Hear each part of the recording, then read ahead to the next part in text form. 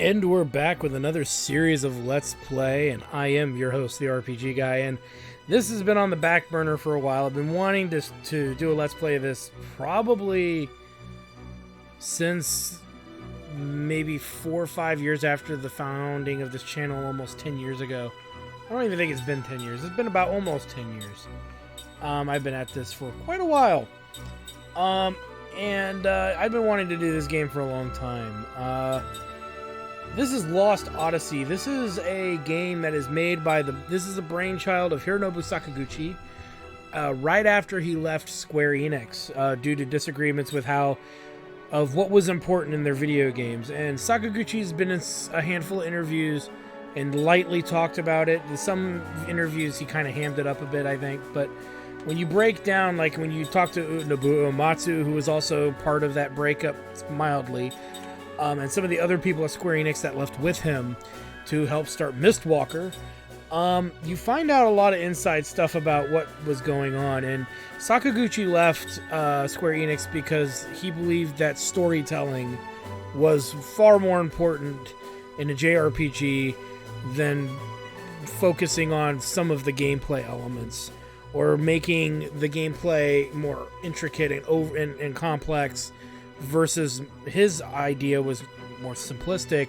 and more story and character driven of a gaming experience. Now this is where that's why the last Final Fantasy he really worked on was Final Fantasy X. He just did not agree with the direction the company was going, and he left. He is the father of all Final Fantasy. Without his existence in creating Final Fantasy would not exist. So you'll notice a lot of Final Fantasy feel to this game. The question is it a good game? Yeah, this is actually a pretty good game. It's a little slow to start, but it's strong in the things that are most important to it. The weaknesses of this game is going to be actually the hardware that it runs on. This is actually on Xbox 360. It was one of, I believe, 2 major Mistwalker JRPG releases on the console, and it didn't do well because a lot of the fans of Final Fantasy were not going to go out of their way to buy an Xbox 360 just for Lost Odyssey and Blue Dragon, which was the other game made by Mistwalker that was a big JRPG on the console. However, it's a shame that these have not been remade. It is a shame. Hopefully they remake this game or re-release it in an HD goodness that it deserves to be released in. It has a very classic feel to it, but you will notice some graphical glitches just because you can almost envision an Xbox exploding trying to play this game, which is very true. This game also spans 4 discs. That's right, 4 freaking discs. You know, back when it didn't matter how many discs it took to make an awesome game, they just made it. You know, it was Sakaguchi was the John Hammond of JRPGs. Spare no expense. But yeah, he could not release this game on PlayStation because of other controversy of him leaving Square Enix. The people over at Sony were kind of big jerks to him as well and said, well, if you're leaving Square Enix, we're not allowing you to release games on Sony consoles. That's a beef I have with Sony to this day. I still hold that beef. Just because a guy doesn't agree with the company he works for means that you're not going to publish his game. Sony should have nothing to do with that partnership. And then what was it? Final Fantasy XIII was going to be a Sony exclusive.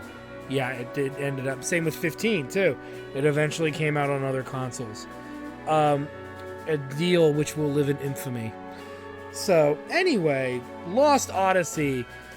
I just wanted to get that little bit of discussion out there. It's a very controversial subject. I'm just quickly blowing through what really was going on. It's much more complicated and intricate than what I said. Maybe one of these days I'll do a video on it. But meant to a lot of people. And again, I want you to look at this game with with no major thought in your head except one. This was created by the guy that created the original 10 Final Fantasy games. Final Fantasies 1 through 10. Keep that in mind when you watch and you experience and throughout the experience. I will throw this one caveat out there. Some people feel this was the Final Fantasy XIII game they never got. And you guys know how I feel about Final Fantasy XIII and the fire in which it needs to burn in. This is Sparta! Oh wait, this isn't Sparta! They're throwing swords! Ah! Yeah, you know when the enemy's throwing giant great swords, you know it's game over. Or just giant, like, massive bladed swords. Oh my nipples! Yeah, you'd be screaming that too if they stabbed you right there. Oh, that guy got shish kebab. So did that guy, jeez. Gotta love that PG-13 murder. We can't show blood, but we'll show all the impalings and slicing and dicing possible. As much as this battle scene is pretty awesome, gotta admit the armor does not seem very practical. It appears that the enemy is compensating for something. In phallic category. Look out for giant robo-penis, run! Imagine how embarrassing it is to die. Death by Prometheus, not learning from the film Prometheus. Well, the movie wasn't out yet, so... Holy shit, it's like real magic! Oh wait, it is real magic! I always thought that this was cool. How the dynamic of how would you really use mages in a real world combat experience? Well, here's an example.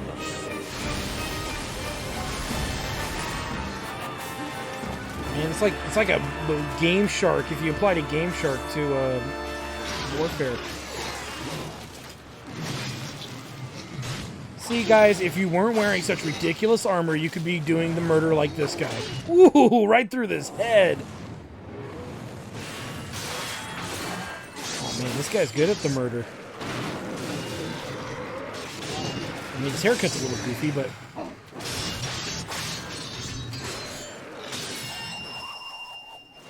His sword is mightier than your sword. He slices, he dices, he kills enemies in 3 different sizes.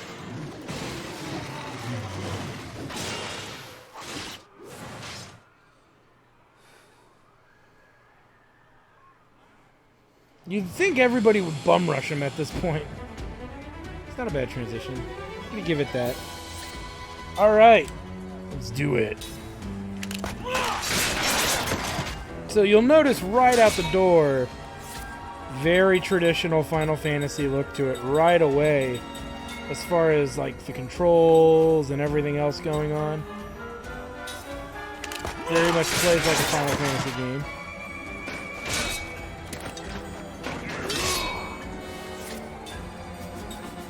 Watch this dude. As you can kind of see that he hits them in groups if they're in groups. Ooh! He hit us in the back. What a dick. We're backstab much, bro?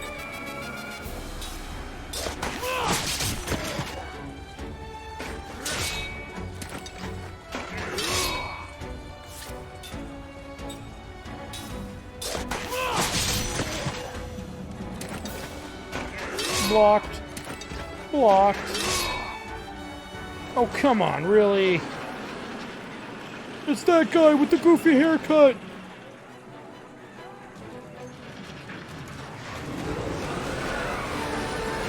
Giant penis robot with flaming testicles. When I think of great military weaponry, that's what I'll think of from here on out. Maximum penal compensation.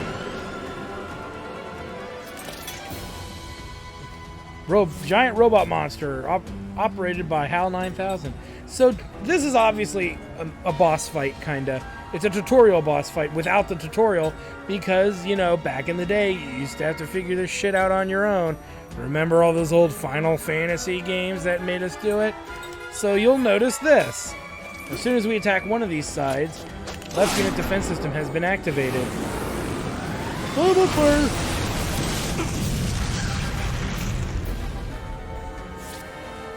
And now we will attack the right unit, because the left unit system is activated. So right there, the left unit's defenses have been deactivated. The right unit system has been activated. So it looks like each side activates and deactivates as needed. So what do? We alternate which side we fight it. Like so. The boss has a second attack, which is using his giant robo-dick. As the top of it looks like the frickin' HAL 9000. Let's go ahead and defend. Because if you don't, you will take the damage. But we resisted and took normal attack damage in a way. But yeah, if you don't take defensive stances, you take a lot of damage from that. I believe we're on the right turret. Yes, we are. Now we're gonna have to go back to the left.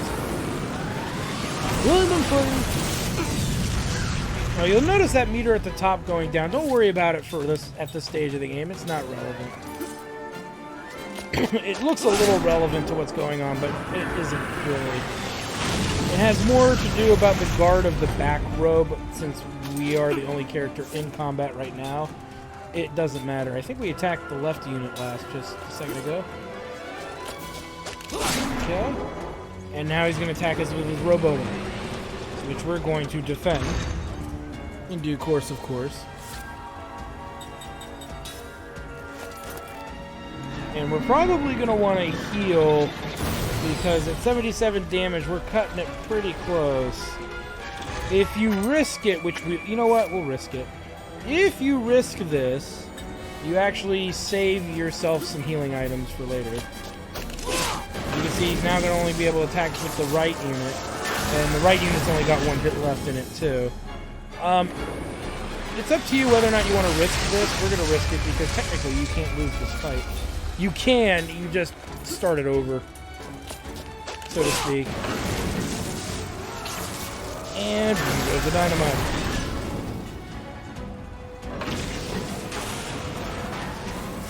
Take that, HAL 9000 bot. Erectile dysfunction got you down. Try Viagra. Keeping you hard throughout the day. It's time to take this robot on a trip to Murder Town. Population? Stab. That's not a population. Shut up. You hear that blazing French horn line? That's all that you need to know. Timber! It still only counts as one. Shut up, Gimli. It still only counts as one. Did one of you guys fart?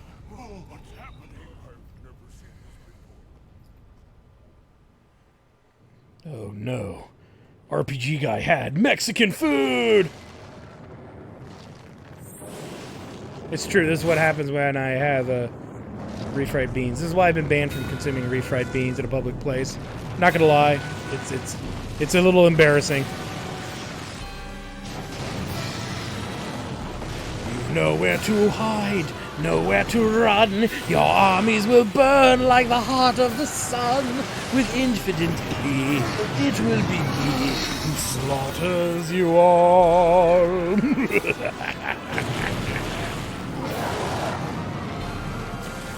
Let's see somebody try to surf this sucker.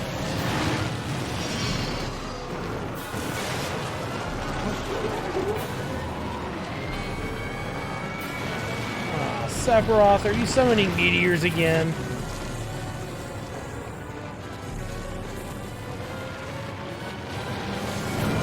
Oh!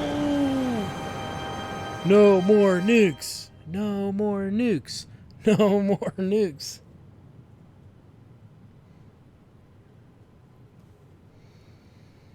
Oh man. No more Taco Bell for me ever. Ever.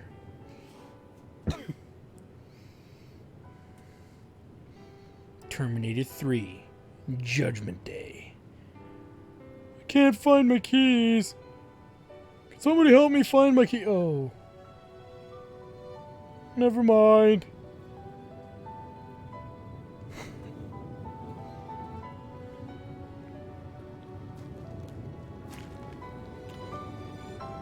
It's because he wears the armor. The good armor. This is when you take every nuclear weapon in existence and you paint on the side of it. When used, no one wins. Everyone loses. It's a dark truth. Whether you believe it or not, it's a dark truth. Move the microphone a little further away from my face. Let's get moving, shall we?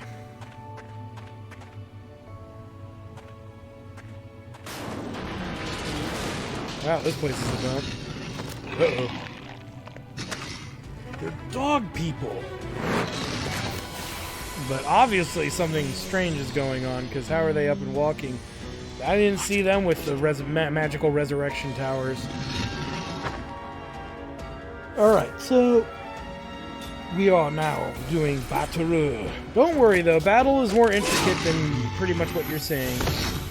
The game introduces the mechanics of this game very slowly. I will say that that's maybe a negative. The game starts off pretty slow and mechanically it's pretty slow. So, we get 2 delicious XP for that. 0 SP, gold 50, nice. Sweet.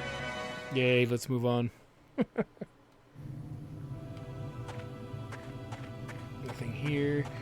Like many JRPGs, they go back to the old system of you need to knock into things and bump into things and see if you can find free goodies, because who doesn't like free shit?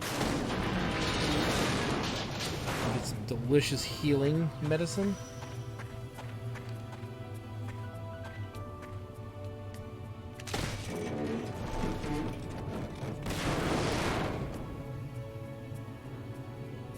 And we get the Bruiser Ring. I'll explain this to you better than the tutorial will when we're in combat. I'm not going to explain it right now. Let's not touch the red spots because that will actually damage us. And since we didn't use any healing earlier, we still have our collection of 10 medicines plus the one we found. Hence why, if you can avoid using a medicine, it's all the better. It just really depends on how much damage you take, and if you screw up the attack ordering, could really affect whether or not you have to use a potion or not. Guess we have no choice. Alright. Now there's 3 of them. So the way that the ring that we force equipped, the game force equipped it on us, you can see now there's an effect. I make this circle shrink and expand by holding the right trigger down. The right trigger down makes this outer circle shrink into the smaller circle. If you time it just right when both circles are identical with each other to a degree, you get a perfect. That will increase the amount of damage you do. Okay? It doesn't seem like much now. That number grows much later in the game. And the complexity of using these circles changes a lot more as the game goes on as well. And that's a mechanic. That is one mechanic of a multifaceted battle system that you're going to experience as the game goes on. Or I will experience and you will witness as we go on. However you want to word it.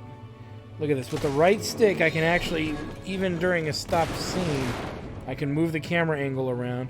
And in the upper left corner, pressing the back button or select button, as some people might refer to this button, we can change the size of the map in the upper right hand corner. I'll do that right after I pick up the thing. I did it a second ago, but I'll graciously do it again. We get something called the nameplate. Don't worry about it. It's not for what you think. It'll have some use later. If you look in our items system, you'll notice that we have irregular items here. We have weapons, rings, which we don't have any other than the one that was force equipped on us, accessories, and valuables. Valuables are pretty much your key items or storyline items or side questing items, all end up in there. To look at the statistics here, you can see on the left, right below the name, you can see the level of Kime, Argonar, and you can see his till next level, right? How much XP till next level. You can see HP and MP. His attack is 111, his defense is 61. You can see his equipment and his enhancement, which is usually a ring. You can see strength, vitality, attack time, accuracy, magic attack, defense, magic defense, casting time, and evade. Attack time and casting time is relevant to when they get their turn to do attacks, and when they get their turn to do magic attacks or magic skills in general. The slower their magic time is, the longer it takes them to cast spells, and the slower their attack time is usually means the slower their turn comes up for them to do an attack or something along those lines. I'm not explaining this perfectly, but it should be coherent. I should be explaining it coherently enough that it makes sense to some of you out there. Instead of like agility, that's kind of what they used in place of it, to be more direct. Ow, he hit me. He hit me head. Nice. Like taking candy from a baby. Some ugly ass babies then. Jeez and crow. Alright. So yoink. So you'll notice these boxes we can actually get items from. How they still hold up with the same structural integrity is beyond me. But after that, it's like these two lone boxes survived this giant nuclear explosion. I like how you can like interact with some of the environment. It's very subtle, but it's kind of neat.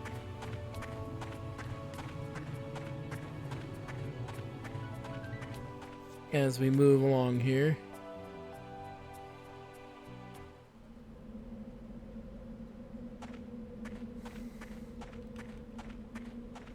Some of that delicious healing medicine.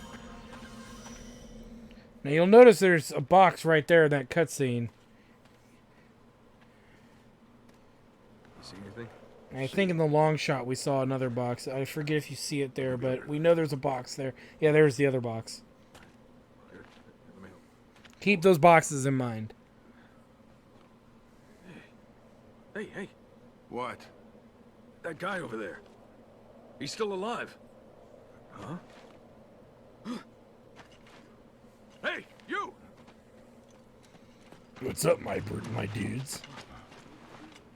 What about the others? You alone? What's your name? Your unit? Second Lieutenant Kai Marganar, Commander, 17th Platoon, Armored Magic Troopers. It's a miracle you made it. Come with me. This way. Unbelievable. One survivor. Yeah. Amazing he made it out safe. Especially Maybe it was the outfit that kept me safe, fools, instead of looking like a complete tool. The goofy little thing on your head. Alright, so the Angel's Plume, which is pretty much this game's version of a Phoenix Down. 4 whetstones. Okay, we'll talk about that. Throughout the game, we can find things to pretty much create and upgrade our rings. And the rings give special stat bonuses, special abilities, things like that. And we can upgrade them via buying new ones in stores or finding the materials to upgrade them ourselves. There's a lot of different ways you can upgrade them, but most hardcore players of Lost Odyssey will tell you there's very specific rings you want to go for with for various characters. And I'm not going to go into the nitty-gritty of that. You'll see that as we progress through the game, me making the effort to do a lot of that. Can't believe this war ended like this. I hear that the meteor fell on the battlefield. That a meteor fell. Is it true? How did such a thing happen? Well, you know, them Taco Bell shits are the worst, man. Hey, that showed them we wiped those Kempt scum out. That's what happens when you go up against Oorah. Oorah! Please excuse me for a moment. The patient needs all of my attention. Pfft, he can handle it. So you can see our forces have been wiped out. I doubt there's anyone left alive on the Highlands. Yeah, both armies got kind of wiped out from that. As you can see, we can look around. That's actually a neat little feature for some games, I guess. So you can see around a bit better. Let's move!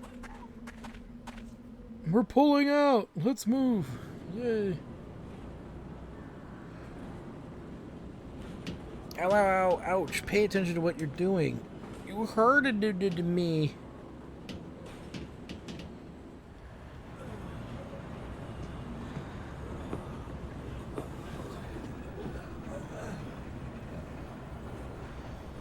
Hello, Battle Nurse.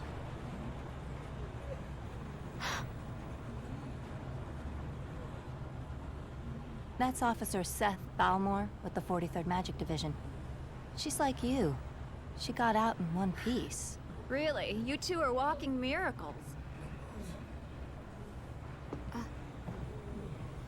By the way, that little bit of hiccup in the graphics is legit from the console. It's like this game almost would make your Xbox 360 explode. Where you see jittery graphics, it's not the recording software. The game sometimes can't handle just the amount of detail that's in these images. It really was probably the zenith or pinnacle of the Xbox 360's graphical limitation. It really pushed the graphical limitations of the console. I guess I could have just said that. Why do we drive dildo cars? Don't ask questions. Just drive. But they look like giant dildos. Shut up, Terry.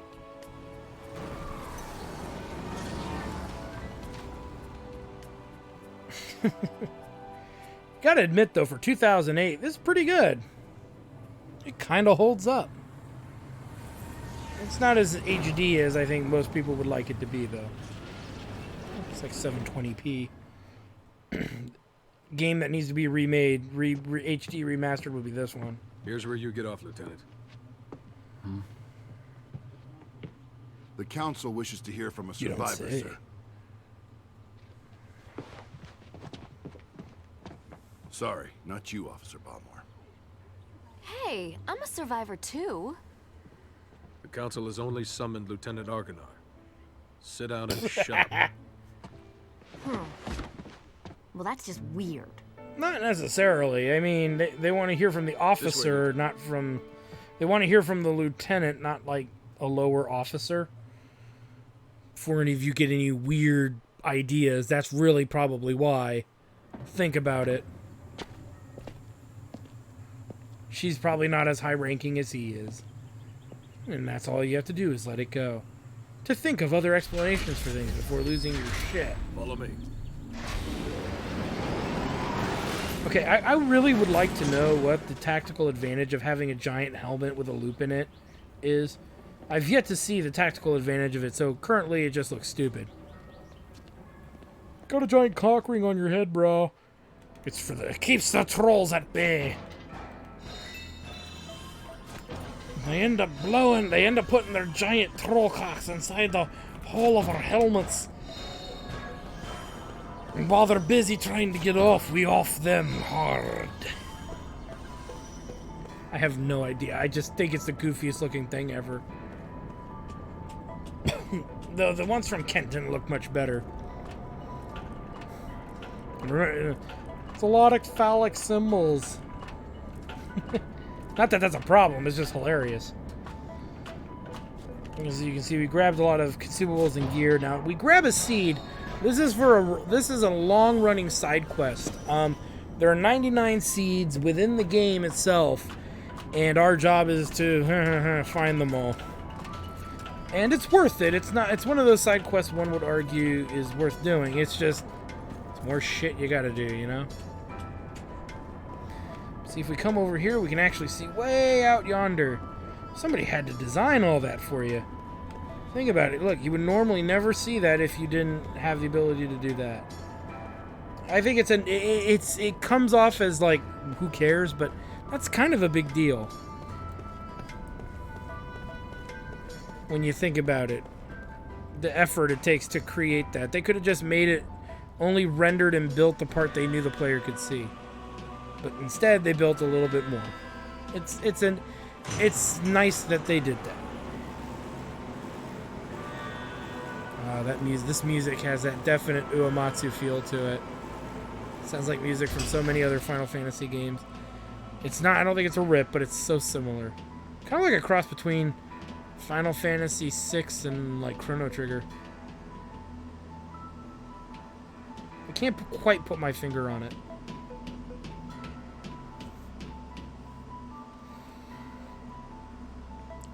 Now, I wasn't kidding about, old school style JRPG stuff. In order to find all the items of the game, you must look very closely at the vicinity. Let's zoom in here if I can. Can't really zoom in on that, but you can see the poster there kind of moving like as if wind was blowing it. If we actually examine it, we get an antidote, which we want. Now you can see this one doing it too. Okay. Check this one out as well for another item. So you can see it did a lot better there. Excuse me. We can also see this one blowing. So you gotta really keep your eyes peeled in this game, or you can miss out on some goodies. As we get our second seed of the game. And some seeds are missable if you don't get them, I believe. So getting them is pretty important stuff.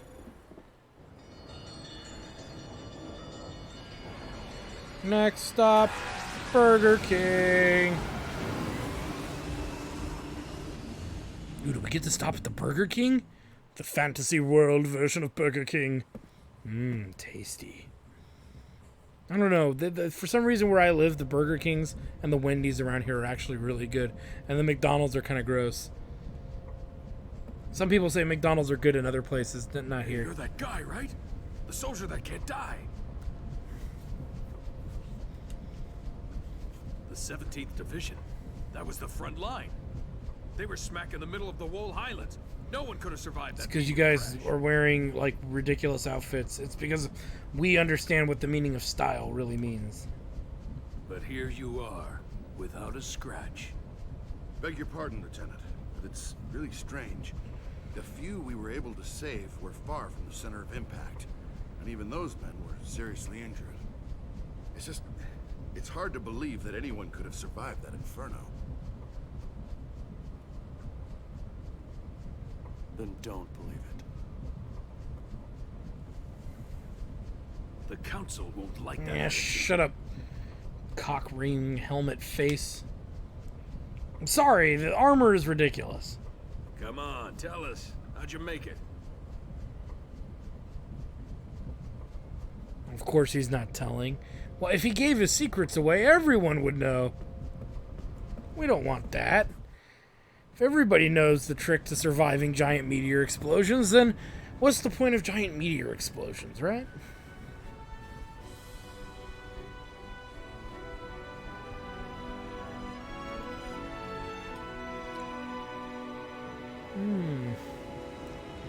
You know, it would just take one quick movement to brush that thing of hair out of your face, buddy. Monorail, monorail, monorail. Developed by Feel Plus.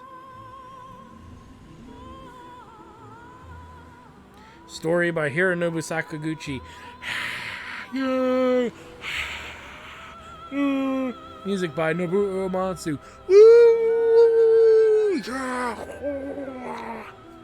Hey, they were the two big heavy hitters of JRPGs at the time. I think they still have a lot of potential. I still think they were onto something. And maybe this game is proof of it. Oh, hey, hey, oh. Look at this. Visual world building.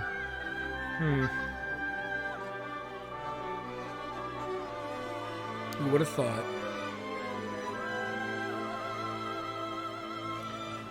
And when creating a beautiful world, its most important asset to show off, it's plumbing. Its sewage system. Welcome to a Let's Play of Lost Odyssey. The Real Final Fantasy XIII, real for realsies, yeah! No, that's controversial. You guys have at it in the comment section. I want no part of it. But it is something funny and interesting to think about. They came out at similar times, too. Puberty was generously kind to that one lady. Oh my.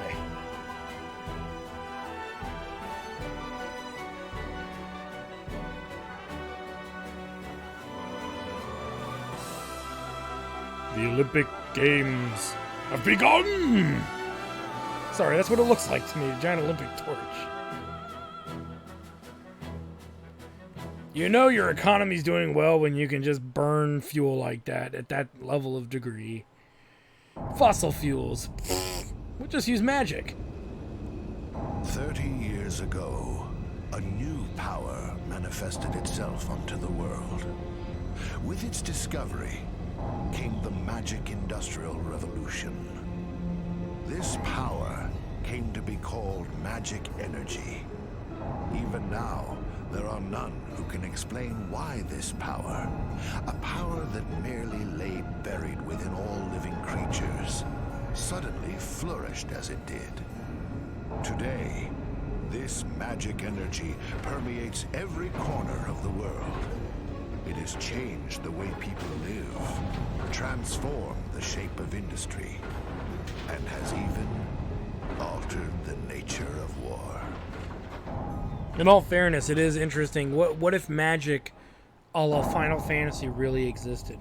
How would the world be built upon that? Is it true the Kents have requested a truce? Indeed. We heard that enough men were committed to cover the Wall Highlands and that most of the Kent force were eliminated. This war was started by them. It's only right they withdraw. We've also lost a tremendous number of troops. After suffering such a devastating loss, if the Goatsa were to strike now, there would be no way we could defend our country. And there are also whispers that Goatsa was pulling strings behind the invasion. What makes you think that the Goatsa were involved? We have confirmed that a large amount of military hardware has been moved from Goatsa to Kent. We assume Goatsa plans to use Kent to keep things stirred up and destabilize Ura. Are you saying that even the meteor crash was a Goatsan plot? My lord, I have some disturbing information on that subject. We suspect that a situation at Grandstaff may have caused the meteor crash. You don't say. Grandstaff. This is not the first time that stories about it reached my ears. This is not confirmed, but magic energy may have leaked out of Grandstaff, interfered with something in outer space, and precipitated this disaster. The hell is wrong with your goatee, Yes, bro? Lord. The Grand Staff falls under your jurisdiction.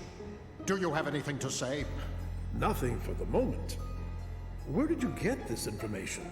Construction of Grand Staff is going smoothly.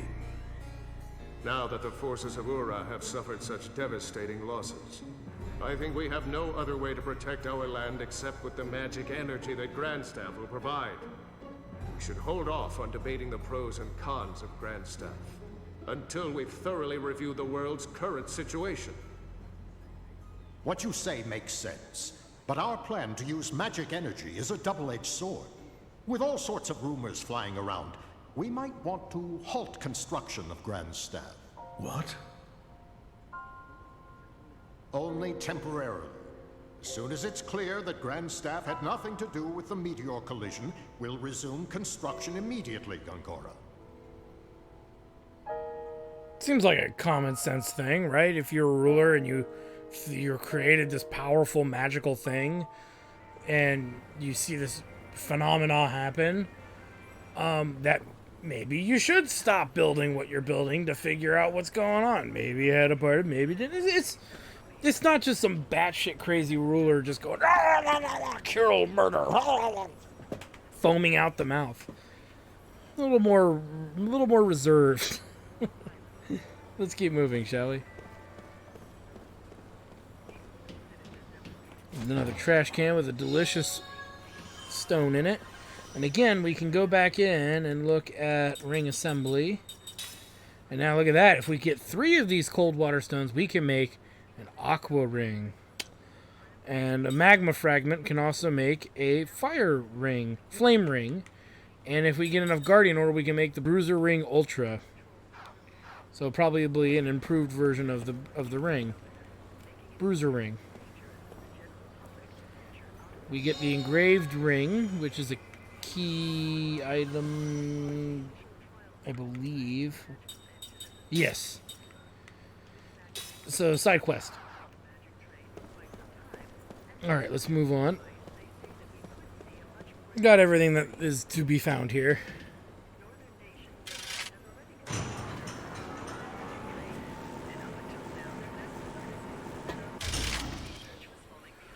Let's keep moving. God, those helmets are so ridiculous. I'm sorry, I can't help it. I just want to, like, throw darts through them or something. We don't have time to waste here. Once we're out of the station, please follow me straight to the council. We must get moving, Lieutenant Argonar. It's quite a long way to the council hall. Well, you should have thought about your location of it before you built it. Sucker! We'll get some free healing medicine. We'll check behind his poster. And let's talk to this guy. Welcome. This is where you go if you need directions or have any questions about the use of the monorail system. We also handle PA system announcements, monorail status reports, and lost and found services here. Let me know if you need anything. Well, we found an item. I believe we just had someone inquire about this earlier. The ring was a gift from the owner's fiancé. He was a young soldier and he was quite distraught. I'm sure this will make him very happy. I was asked to present a certain item to whomever brought the ring here, so please take this. And we get a cure-all. Yay! Hey, it's free shit. What can I say? And here is a save point. So, this is a great place for us to stop for right now. I want to thank you guys for stopping by. Like, comment, subscribe, all that good stuff. Check out my Twitch channel at twitch.tv/JacktardStudios for more live gaming action. I play JRPGs, strategy games, the occasional first-person shooter, and so much more. And we also have other shows on that channel. We have a tabletop board gaming show where we play board games, some as complex as like Gloomhaven, which is a legacy RPG game, to things like Takenoko, Ticket to Ride, all these big new modern games that are a lot of fun, a lot of cool things to see. So definitely check out that show. That's Tuesdays at 7:30 Pacific Standard Time. You can also check out the Hobo Head Crab Blind Plays, one of the guys on the chairman of the board. Blind plays through old school JRPGs that he missed out on as a kid, being that he's like 10 years younger than me. So Super Nintendo, Sega, PlayStation, all the way through PlayStation 2. He missed out a lot of that stuff. And his reactions are pretty legit. And it's a lot of fun to watch him have his authentic reactions to those classic, wonderful games. Anyway, thank you guys for stopping by. We will see you guys next time.